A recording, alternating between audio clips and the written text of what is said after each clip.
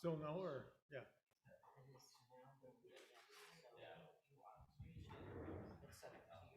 All right. Well, all right, good. We are currently live streaming and recording.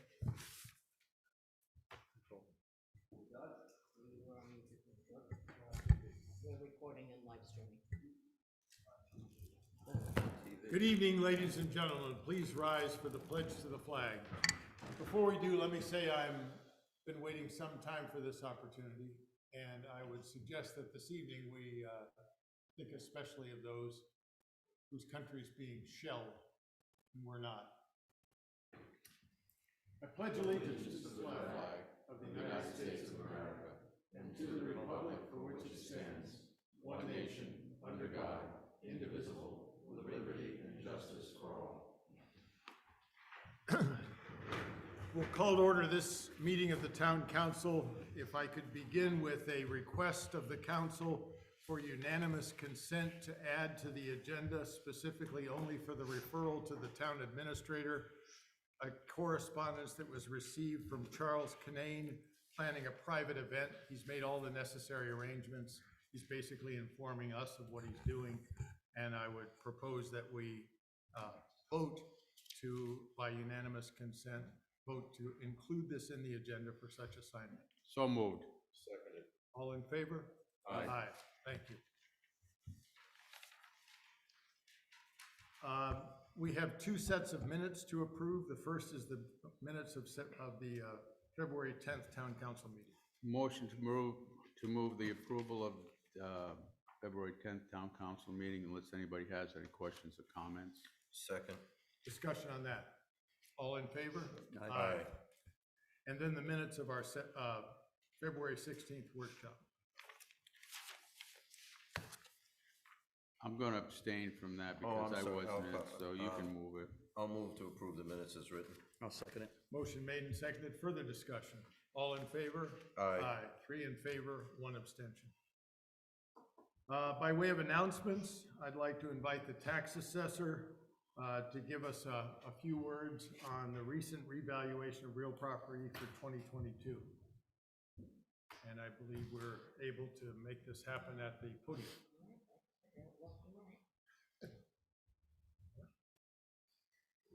Thank you. There we go. That's good. Now everybody's going to know who to talk And to. you can move the mic a little bit just. so Where's it's the closer. camera? It should See pick the up. blue light? Okay, good evening all. Thank you for allowing me, Town Council, to present this. It's basically, I want to be very brief, but basically we just had a townwide revaluation, which is mandated by the state. And during that revaluation, we sent out notices recently of the property values, and we have noticed some folks are a little confused by the letter. So I will be sending out tomorrow another letter, a little postcard, saying that if you were not able to get a review with vision appraisal, unfortunately, the time frame has closed to get a review with vision appraisal. But you can either call me or email me, and we can look over the data if you still would like a review. Overall, the properties throughout the town, on an average, went up to 24%. That does not mean you take your tax rate that you have now and multiply that by that new assessed value. Please do not do that. That'll really, really confuse the issue. You could take your new tax rate, your new assessed value, and guesstimate a little bit that it'll be around $5 per thousand, not $604 that we have now. I'm not going to quote that because it'll all depend on the levy that is voted on at the town financial meeting. So please do not take the current tax rate and use your assessed value that you just recently received. I noticed on the letter they did put in an appraised value, and if you're in the Farm, Forest, and Open Space program, that is not the value you use. You use the assessed value for your new tax bill. So if there's any further questions, please call the office or email me. These postcards will be going out tomorrow, and I can give these to the town council so you can see them. if you have any Thank you. I did have one comment. The letters are postmarked the 10th, so most people probably didn't get them till the 13th or 14th. And you had the cutoff date to make an appointment with vision appraisal on the 22nd, which I would like to see in the future. Have a little bit more time frame, because obviously people have to do a little bit of research. They can make the appointment, but it's kind of moot to make the appointment unless you have some backup paperwork to bring forward to vision appraisal to say why you think it's been overappraised. So next time we have a reevaluation, if you could tell vision appraisal to give us at least 2 weeks from when the day, like I said, my letter was postmarked the 10th. I wasn't in town, but I assume I didn't get it till the 12th or 13th. And at this time of year, a lot of people are out of town, so it would behoove us to tell vision appraisal to give a little bit more time to get a hold of them for a review. And that's exactly why I ask that people Right. call me, because Right. I realized they didn't give enough time. But if you did call, they extended the appointments, so the appointments are still ongoing. They were initially stopping the appointments this week, but the appointments are ongoing. So if you did call and get an appointment, you can still speak with them. And if you didn't get an appointment, you can speak with me. Thank you. Okay? Yeah, so that's the fundamental message. If you have received a notification of your assessment that you believe you wish to talk to someone about, contact Vision Appraisal using what's on the notice itself. And then if that is not successful, please contact the assessor directly to ensure that your concern has been registered. Correct. Thanks. Thank you. Thank you very much. I think one of the concerns was, and I'm glad you explained it, Denise, because I think everybody took some sticker shock on how much the values went up. So, and I understand because the values of the property went up, hopefully the tax rate will go lower. So there won't be that much of a jump between what you paid for taxes last year and what you're gonna pay for taxes this year. That's exactly what I was trying to say. Don't use the current rate. The value, the rate will go down significantly, and it shouldn't amount to a real lot, really. Okay.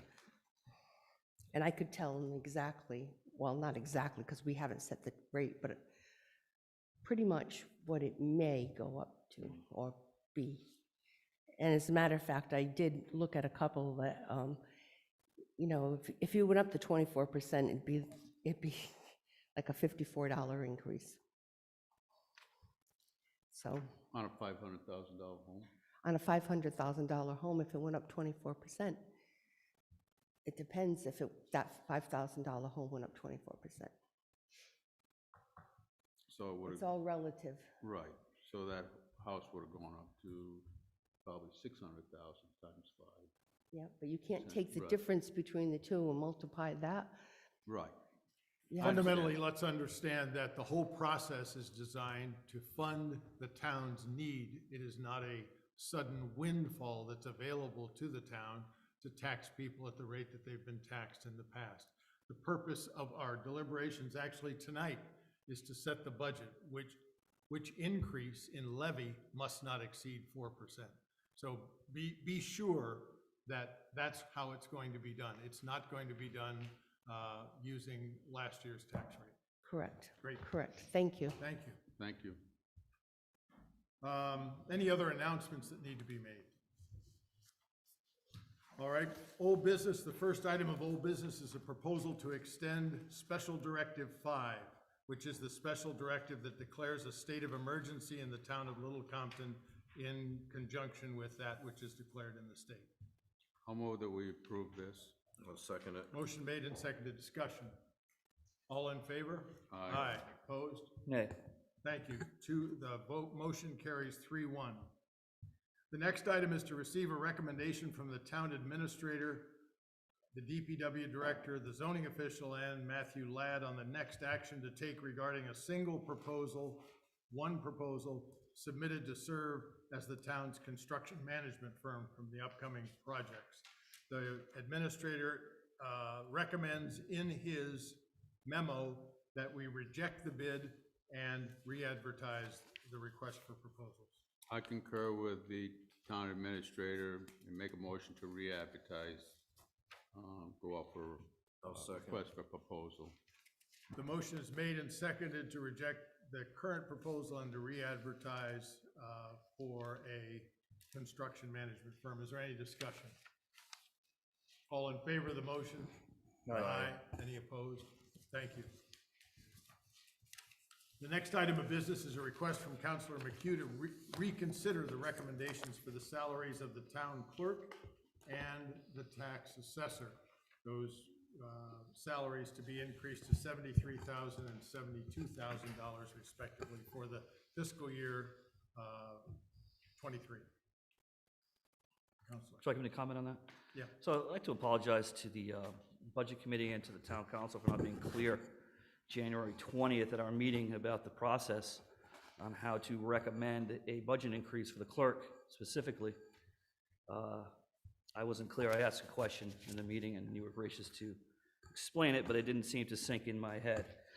So I thought on February 16th at the budget meeting, that was my time to request a reconsideration. So that's the backdrop to that. The clerk makes 59.5. Just quickly, the point of reference, the clerks in Portsmouth, I looked at 3 towns, is 82,333. Tiverton was 67,381, and Jamestown, which is usually the comp for Little Compton. And when I was over at the school committee, that's all we ever did was compare ourselves to Jamestown. They've got a little over 5,000 residents as of 2020 census. Their clerk is 73,544. So if you average those out, it's 74,419. And our clerk is, that's 25% higher than what our clerk's making now. And if you compare the clerk in Little Compton to just Jamestown, it's still 25%. So I think you've got employees here at the town that for years have not been making what they should be making, not just the clerk and the assessor, and there's more people here. But obviously we can't increase everybody all at once. That wouldn't be prudent. So I think we should start to rectify this. So I recommend that. You want me to talk about the tax assessor too? Sure. So the tax assessor, from what I understand, I didn't mess that one up. I think we can always bring that before the council for reconsideration. Again, Portsmouth tax assessor is 87,844, Tiverton is 76,592, and our closest comp in Jamestown is 75,611. It's an average of $80,015, 36% higher than what our assessors are making at 59,000. If you just compared Jamestown, it'd be 28% higher over in Jamestown. So, I feel if you want to keep competent people, we need to pay them correctly. And then when they retire, we want to attract competent people. We're going to need to get into the right price bracket. So that's my explanation. I'm happy to make a motion on either one or both. Again, if you want to give me some clarity on how to do the clerk, I'm more than happy to listen to it.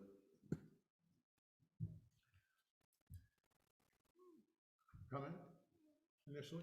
To answer your question, the clerk process is well defined in the charter, in which it says we are to recommend, and the budget committee, to the budget committee, the clerk's salary for the upcoming year. And it is the budget committee's decision as to what value will be given back to the clerk to put into her budget for the purpose of her own salary. And that process was followed this year. And the budget committee took our recommendation and increased it and returned that to us. And that's the value that you see reflected in her budget, in the administrator's budget book. So the salary is $63,000 recommended. And your proposal is that we change that to 73,000. And I would comment that we are aware of our current status with respect to other towns, and we are moving in various steps to change that. We have, over the past couple of years, increased both the clerk and the assessor at a higher rate than we have increased the rank and file employees in the town. And that was deliberate on the part of the administrator to begin to bring those salaries up. The proposal that you are suggesting is a step change that has not been the practice of the town in general. I can't think of an occasion in which we've done anything of this magnitude. So it's out of the ordinary, would be my reaction. So what would be the process to reconsider to the budget committee for the clerk's salary? Well, the budget committee for the clerk's salary has already opined. So there's nothing, there's no vote we can take. Is that what you're saying to me? We can't send it back to the budget committee?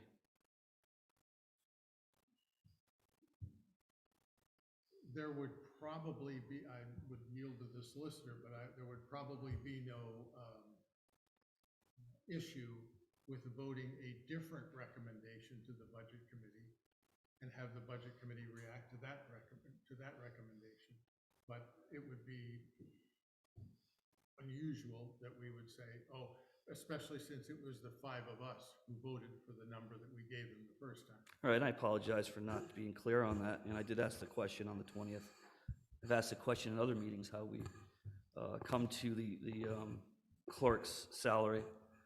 So it's probably no surprise that I was going to ask that. I just didn't ask at the right time.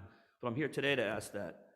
So I'm happy to make a motion to increase the clerk's salary to $73,000 to reconsider the budget committee.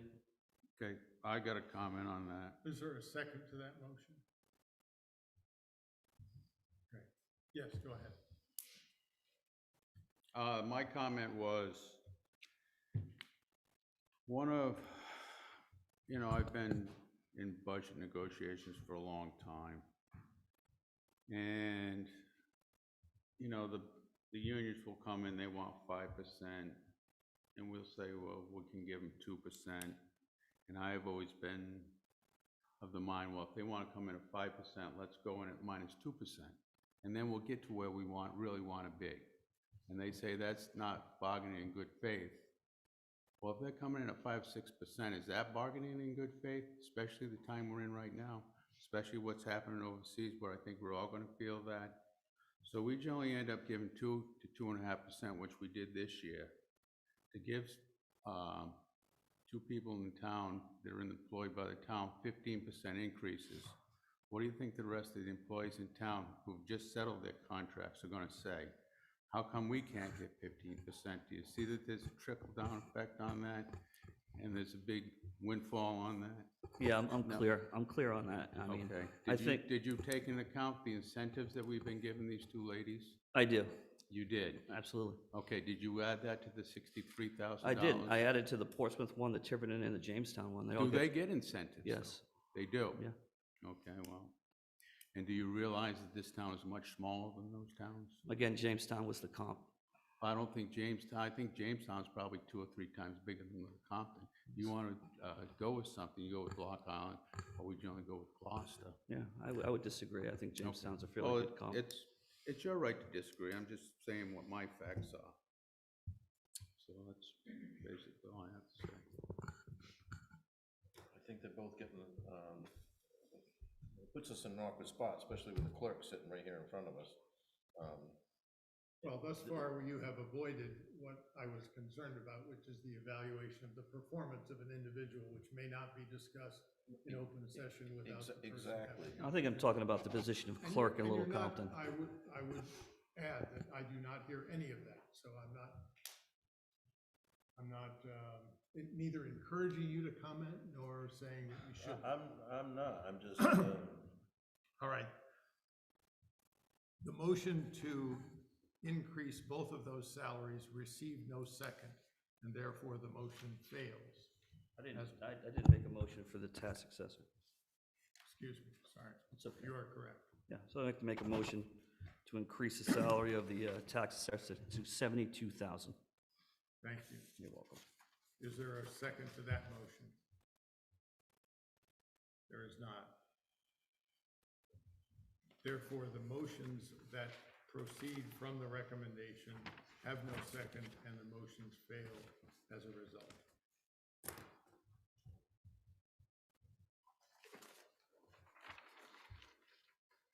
Our next item of business is to receive from the administrator a proposed budget listing of all departments under the council's jurisdiction for consideration and vote to refer to the clerk for inclusion on the warrant for the annual financial town meeting on May 17th of this year. And we include within this proposed budget the proposed funding for the Little Compton Wellness Center, whose letter requesting funding was received for this meeting's agenda. So that value has already been placed in what's before you. And I would suggest that we then, in conjunction with the administrator, look at this. He is intent on providing us an update, and I would point out that every year, the budget that we propose in February lacks, first of all, any sense of where state aid is going to be.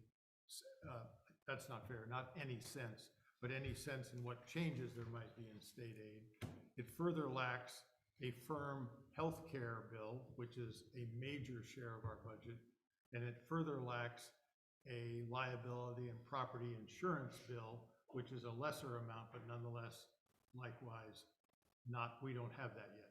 So what the administrator has done is to put together a budget in company with the department heads that will be, I'll call it, a line from which the budget committee process will begin to work. And as it works, there will be opinions that come into the budget committee, but there will also be realities that come from the places that I've mentioned, the state aid and other things that we don't have an idea about yet, which may alter, and in every case, I would say, lower whatever is cited here.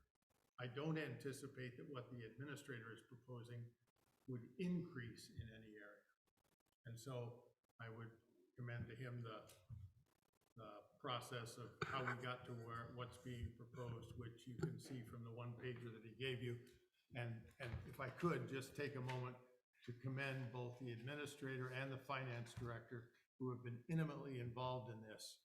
And therefore, I have not been as intimately involved. And that's the intention of having a town administrator and a finance director, and it's working. So I'm grateful to both of those departments. Mr. Administrator. Thank you, Mr. President. Very briefly, you have one page in front of you, the summary of the budget, and from the previous one. It might be a good idea if you come to the podium so the people watching can hear you. It's the same documents here, Yeah, I gave you a new one tonight. same document.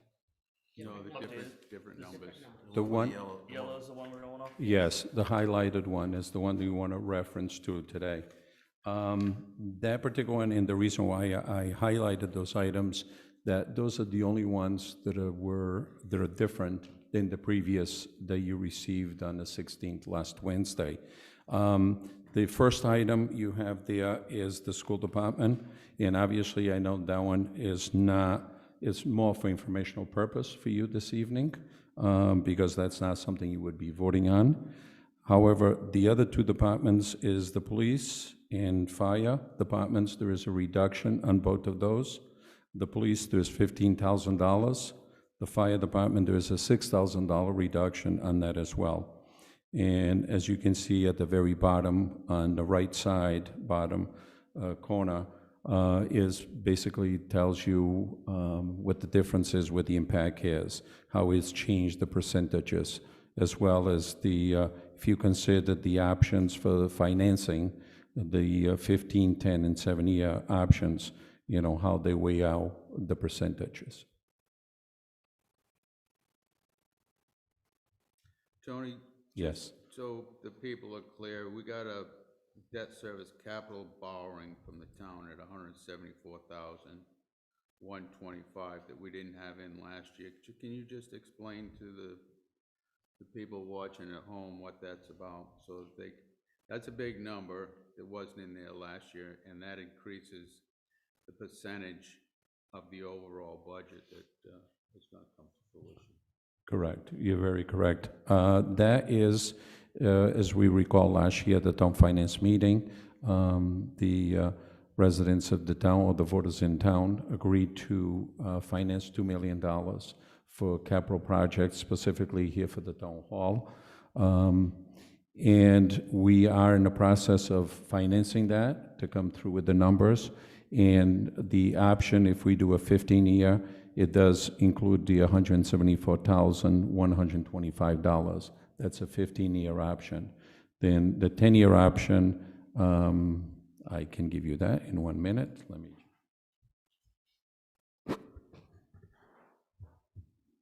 Question on that, while he's bringing that back, Eddie, that's what that reflects, is the payment that we would make on a 15-year note for $2 million. So that's what the yearly, on the bottom where it says total recommended budget, it says 15-year, 10-year, and 7-year. Right.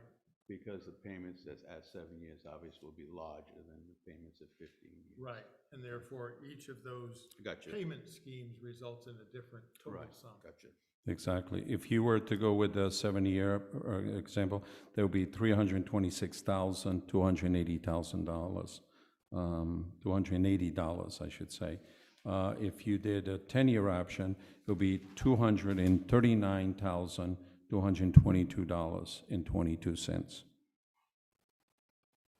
Would you like me to repeat that?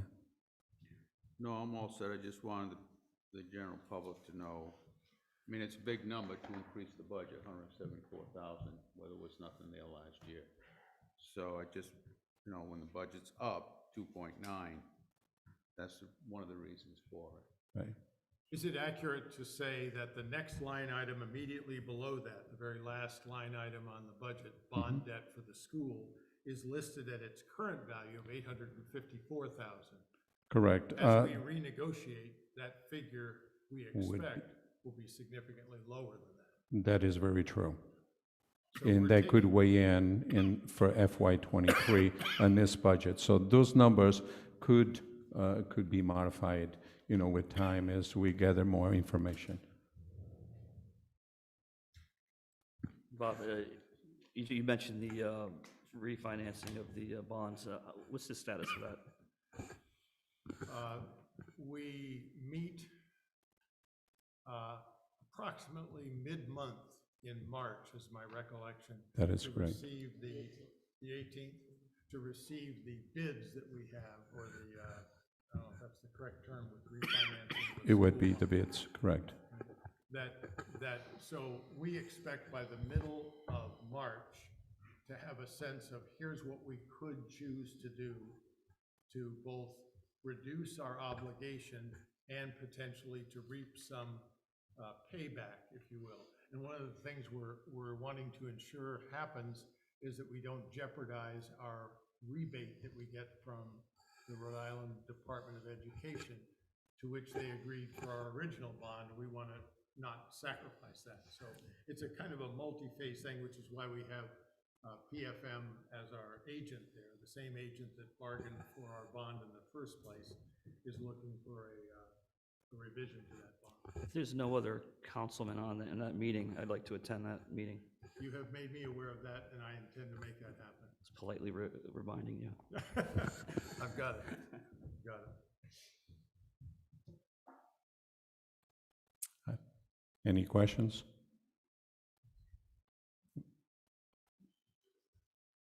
I would seek then a motion that would be in the following format, that we would move to approve all the items on this summary listing as under the town council's purview, and that would exclude school, that would exclude library, that would exclude beach, the various things for which there are elected bodies.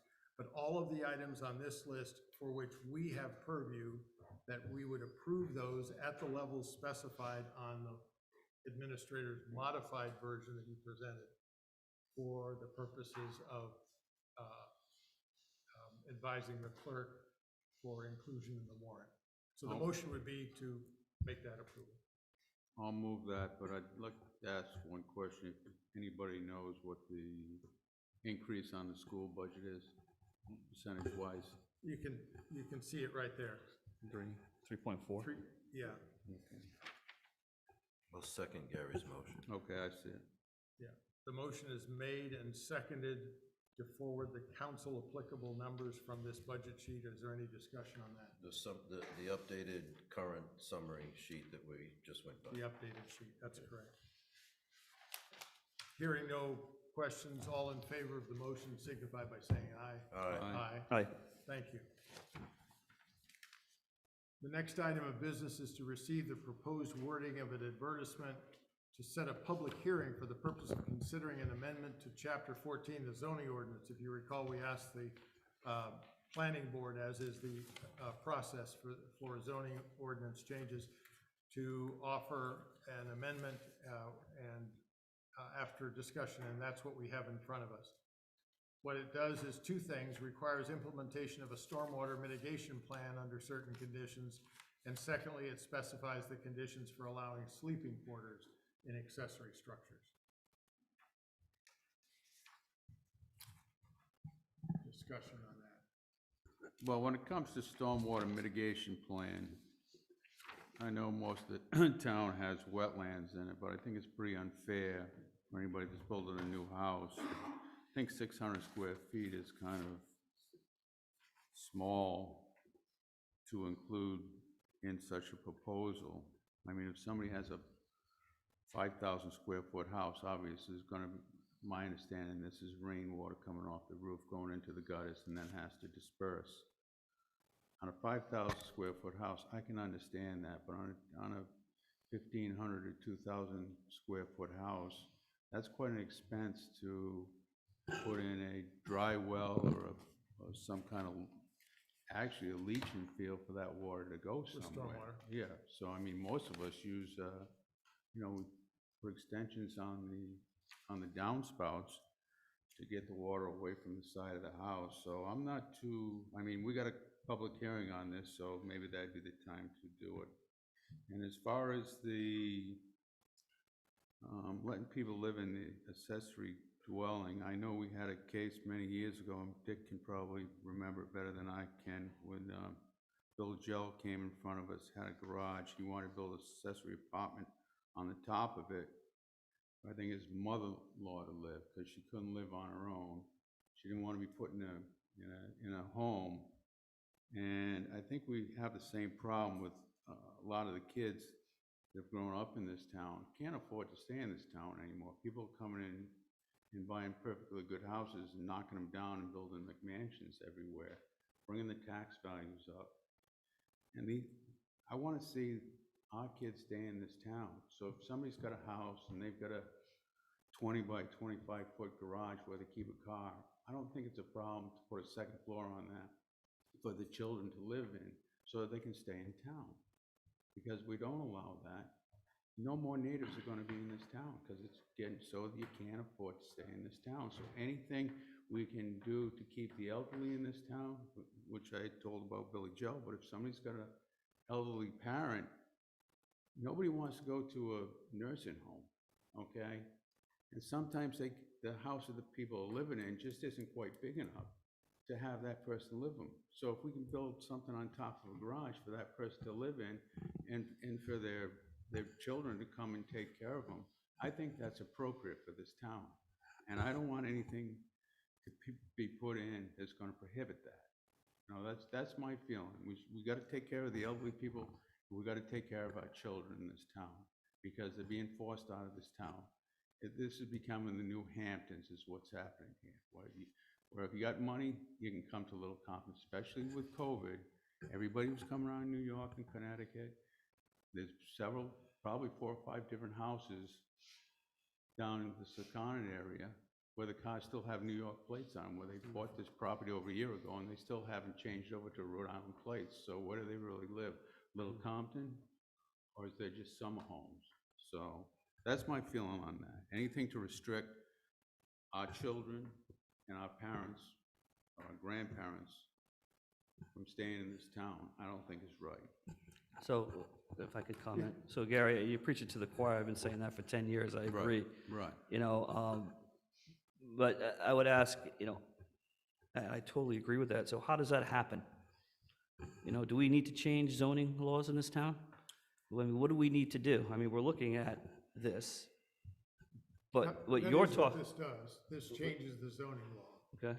And it occurs to me that the kind of thing that you all are talking about perhaps gets included. What this says is, it was posed by the building official so that he has guidance. It was not posed as a, let's get rid of things like this. I mean, that was, I don't argue that its implementation could result in exactly what you're worried about. So I acknowledge that. But this was proposed so that he knew what his running orders are. So perhaps what we do is we look at that use table and decide, all right, we're gonna have some other uses that a person can legally have such a facility. You see what I'm saying? So how would you disseminate if it's out-of-town people or someone that's trying to keep their kids in town? Well, I don't know that. I'm looking at what the change is. It's gonna strike the term, unless the building official shall, upon written request, provide written information, and rather have it be subject to a special use permit. Now, what could happen is the table itself could be constructed such that there are certain activities, such as providing for one's family, or something like that. We could craft it that way so that that becomes an exception to needing a special use permit. Am I oversimplifying this, do you think, or? No, I think you're doing a good job. It's right, it's a special use permit. It is a solution, which means the use is allowed so long as you meet the various requirements as set forth. And that's where the town gets its leverage or its strength. This is, I believe this is being driven by people who have an accessory apartment that are renting it.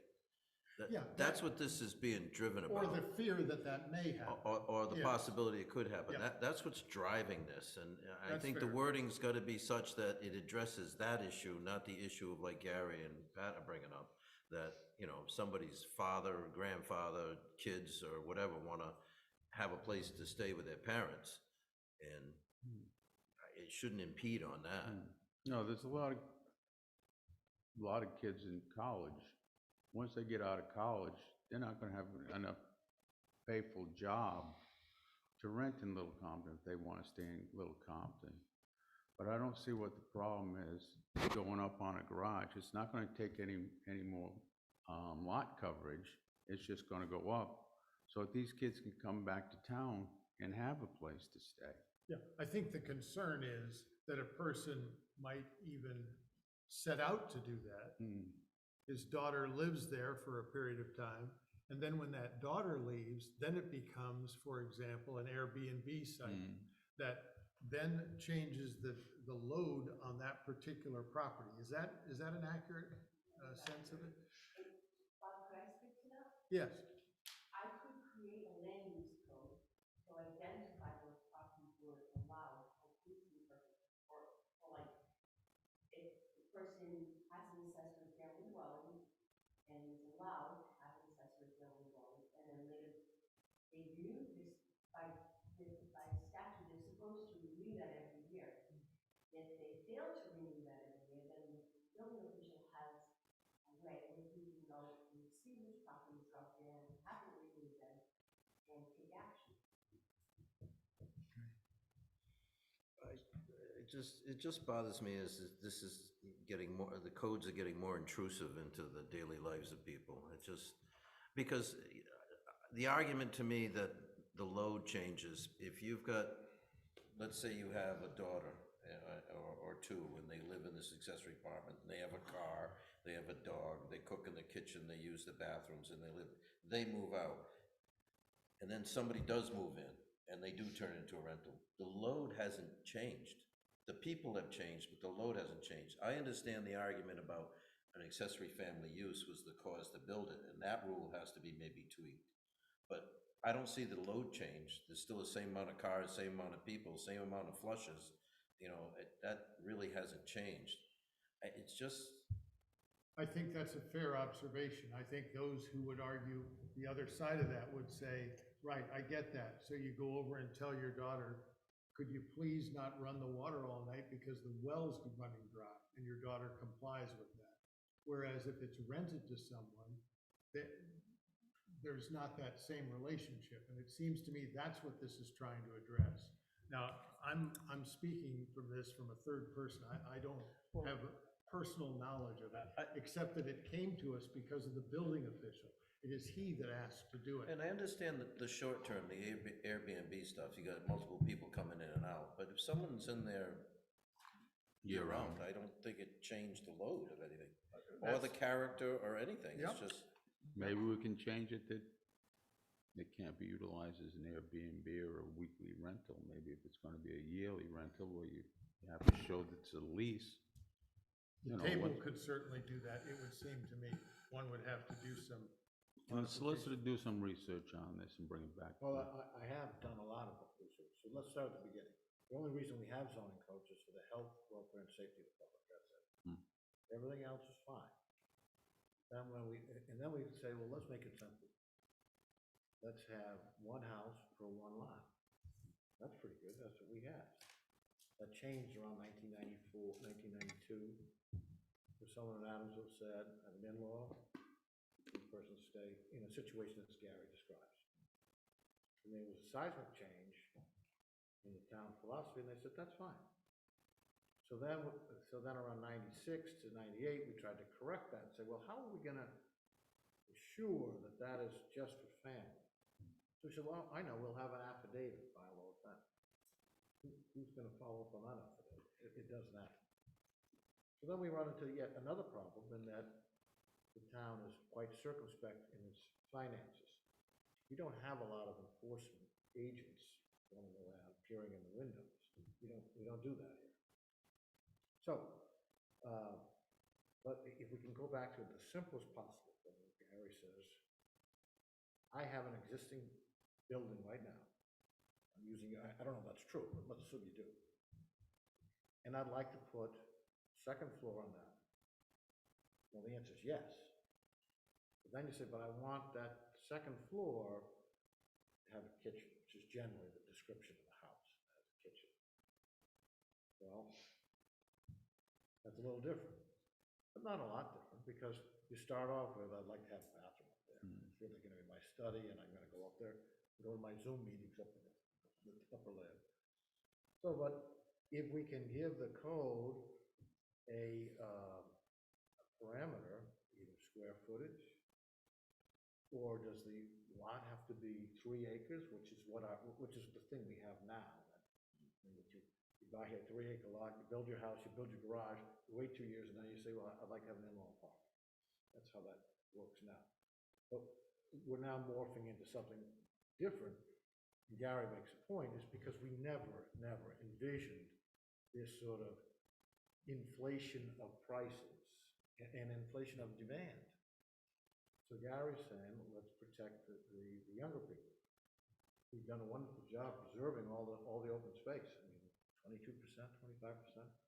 But that's also had the impact of making any available land quite valuable, thereby making Gary's point, which is, gee, I'm not so sure my kids can afford an open piece of land. So you have a problem. Gary's addressing it a certain way. You got to say that we have one of the best building officials, because all he wants to do is apply the law fairly. And the way it stands now, it allows interpretations, and that puts him in a spot. And so, and by the way, you want an opinion from him. He's pretty available. I mean, and if he's not there, Tony's there.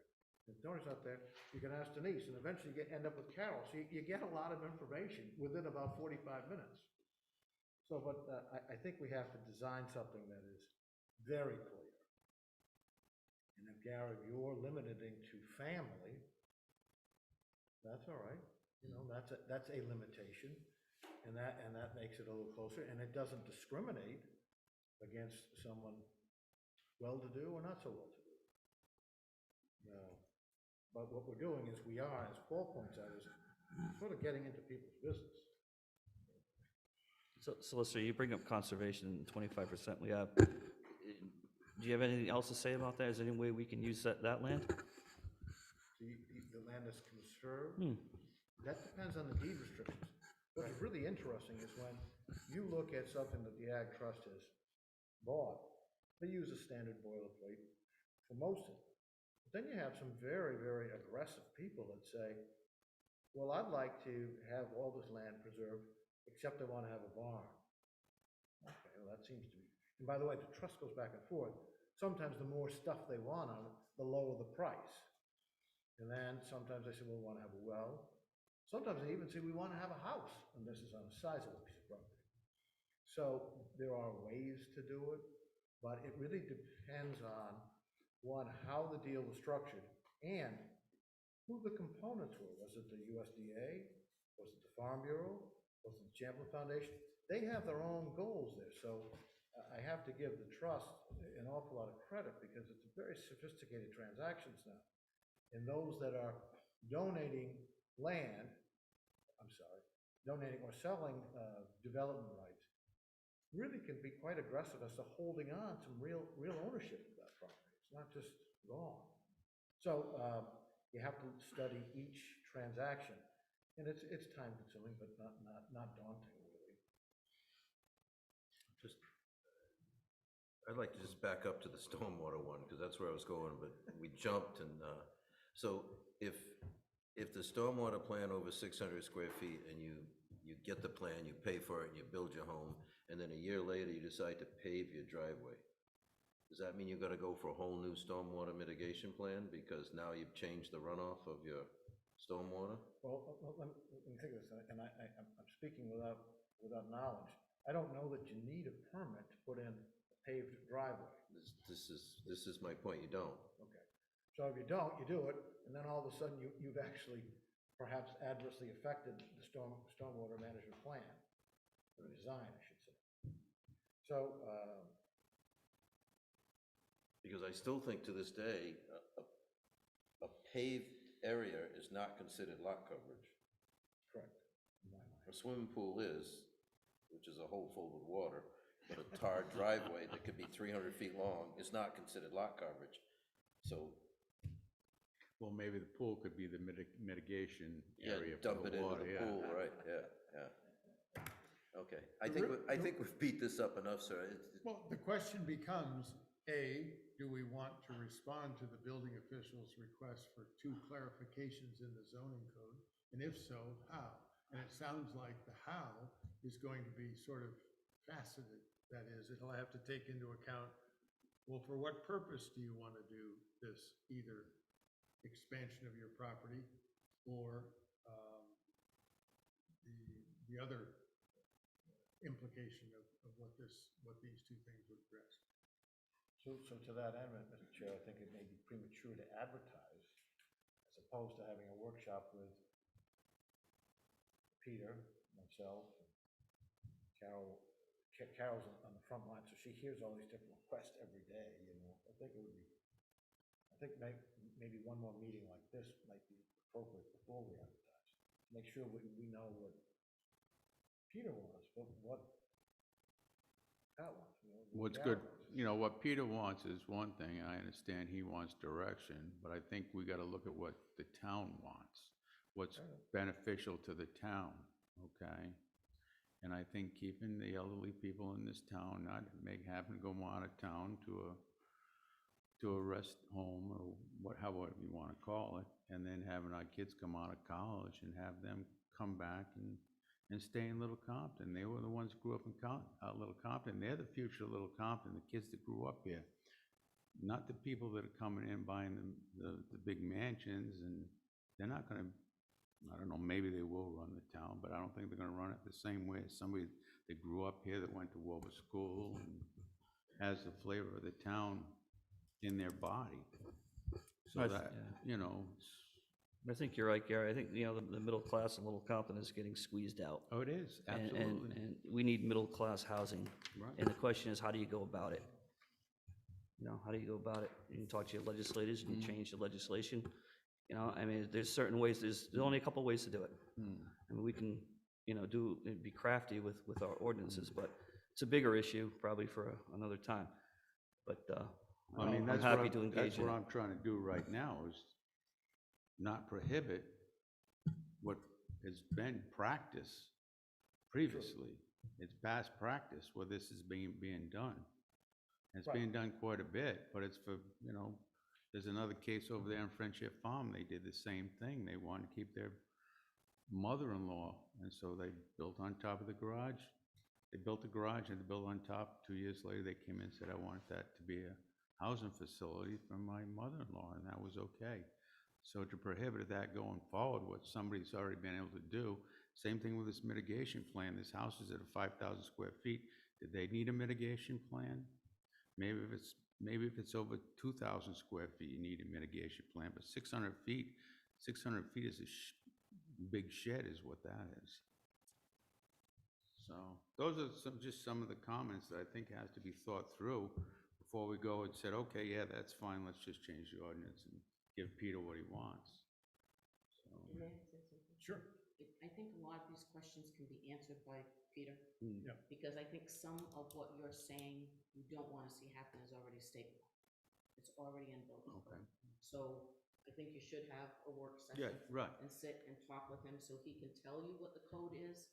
Because I don't think what he's proposing is outside of what the code exists Okay. now. I would solicit a motion that directs this matter back to the building official, who in conjunction with the solicitor, a member of the town council, and the town clerk, reviews this and returns. And would there be a person that would be willing on the council to be that councilman? I would. Okay. So my motion then would be that this be remanded to the building official, the solicitor, Councillor Mataronis, and the I'd like to have the town administrator in there. and the town Because administrator. he has some valuable input every once in a while. Once in a while? All the time. He has pertinent information all the time. I'll second your motion, sir. Thank you. Is there further discussion? Good discussion and a good outcome, I think. All in favor? Aye. Any opposed?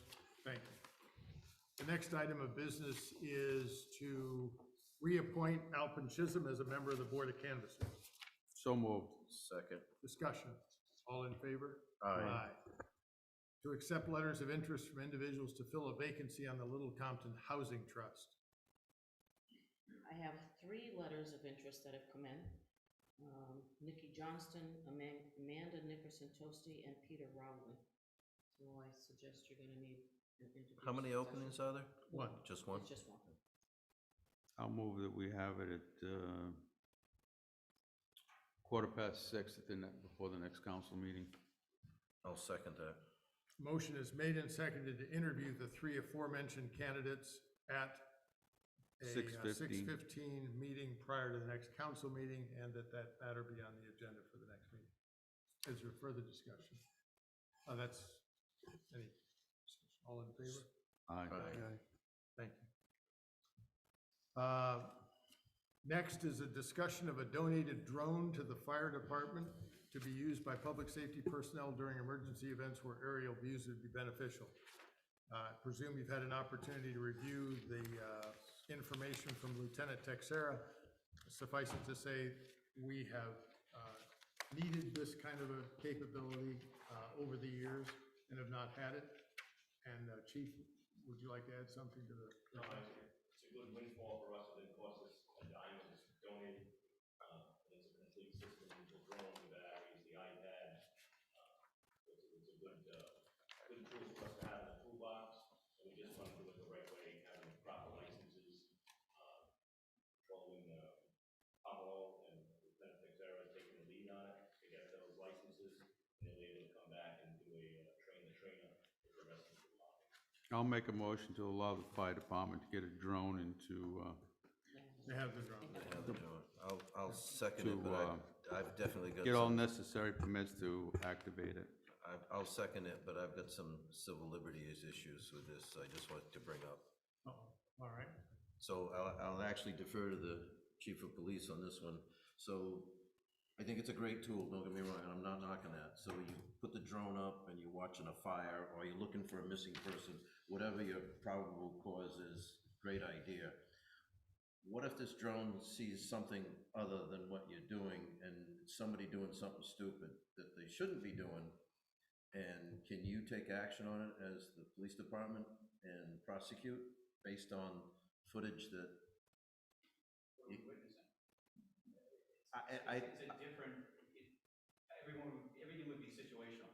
What are we witnessing at the time? Is it the actual act of a crime being committed? What type of crime is it? don't get me wrong, I wanna get the bad guy if he was doing something, but I just don't know how to hold up. It would be somewhat of a difficult situation without knowing the specific details of what is occurring.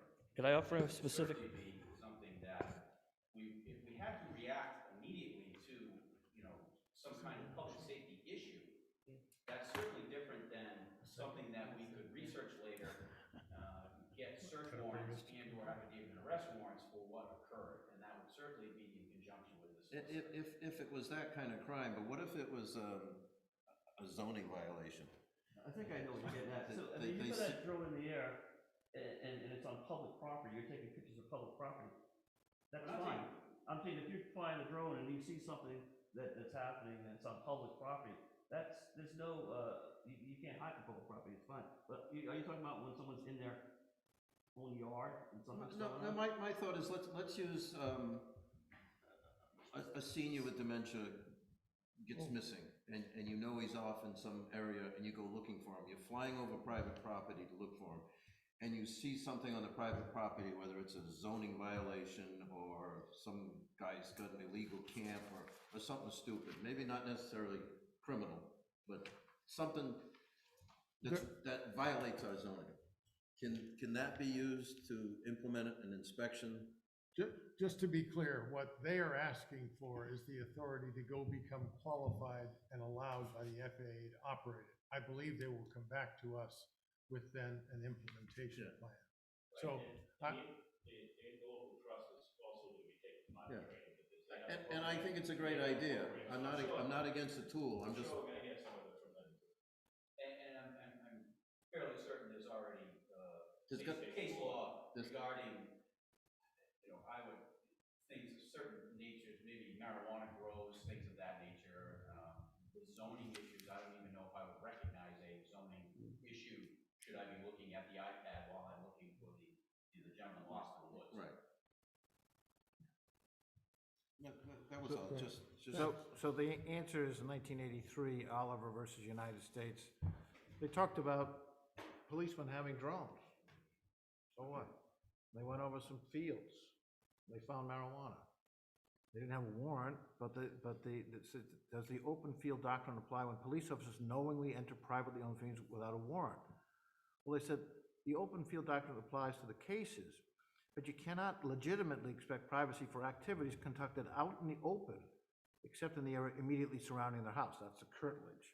So if you've got 100 acres and you got your house and everything around 2 acres, and someone's going over there with a drone, you don't have an expectation of privacy. Yeah. There's no assumption of privacy in in public. I'm sorry you used 100 acres for Councillor Golembeski as an example, but. All right, any further discussion on that matter? Are you ready to vote for approval to proceed with process? I just, council? one quick, how long do you expect the life of this drone? I know they go quick, the technology goes quick, and what's your expectation? Yeah, of this one. What are they, 2, 3, 4 years? They're not long. Well, the technology changes all the time, Right. the battery, so. Yeah. Well, at some point, this is gonna get old and not work. And it's not gonna last for 10 years, I don't think. I don't know, to be honest. Is there a plan to get another one after this one, or is this a one-shot deal?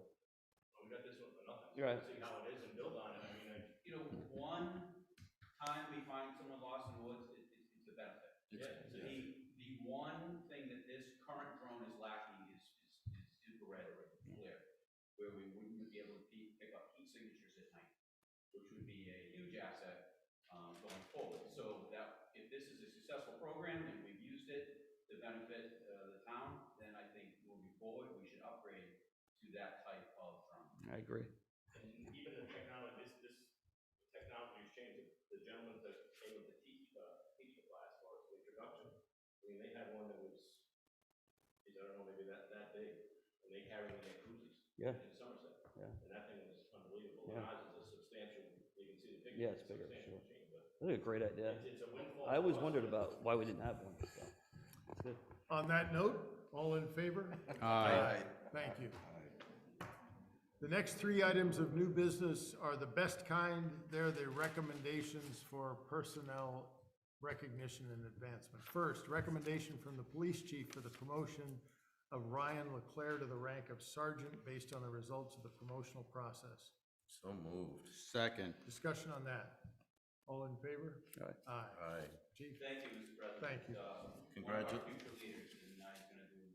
really Congratulate Yeah, Ryan for us, he please. is a good officer. Yep. Second, a recommendation from the town clerk to remove Rebecca Miranda, from probationary status, effective February 17th. Motion to approve. Second. Discussion on that. All in favor? Aye. Thank you. And then a memorandum from the fire chief recognizing Captain Watt's dedication to the fire department and the community, as well as his reappointment to the Rhode Island Ambulance Service Advisory Board. Is there a motion? I will make the motion to offer the captain well done and approve this memorandum. Second. Discussion. All in favor? Aye. Thank you all for making those things happen. Communications, a copy of the Coastal Resources Management Council public notice for the proposed repeal and replace of the existing freshwater wetlands in the vicinity of the coast rules. That's a long name for a set of rules. The freshwater wetlands in the vicinity of the coast rules. And that hearing is on March 8th at 6 p.m. Motion placed on file. Either or. I'll take Mataronis as a motion and Golembeski as a second. Any further discussion? All in favor? Aye. And we dealt with the unanimous consent item. No, you put it on Didn't by deal with it. unanimous consent, Okay. we need to. So the next is communications number 2, which is not on your agenda, is the one we voted at the beginning of the meeting to add by unanimous consent.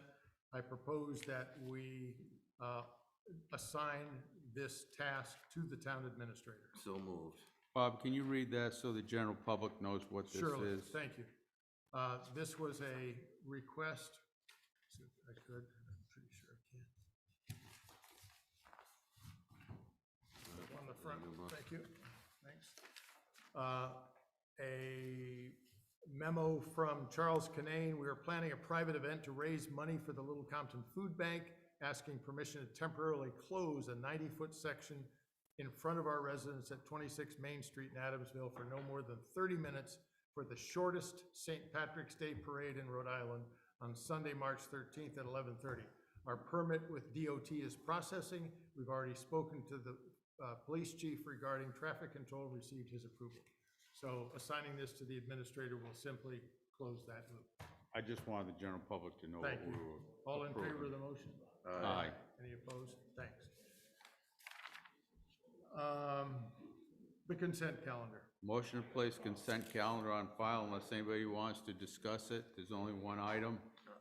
I'll second with comment, dumb idea to put windmills on the ocean. The motion is made and seconded to place on file. Any further discussion? All in favor? Aye. And the payment of bills. Motion to pay the bills is written. Second. Discussion. All in favor? Aye. Thank you. Having no further matters before us, thank you, and I declare the meeting adjourned. Unanimous consent. It's the first time I heard that. How's that work? Here, I'll So show you. something come- something- Oh, go ahead. No, go ahead. You can- it doesn't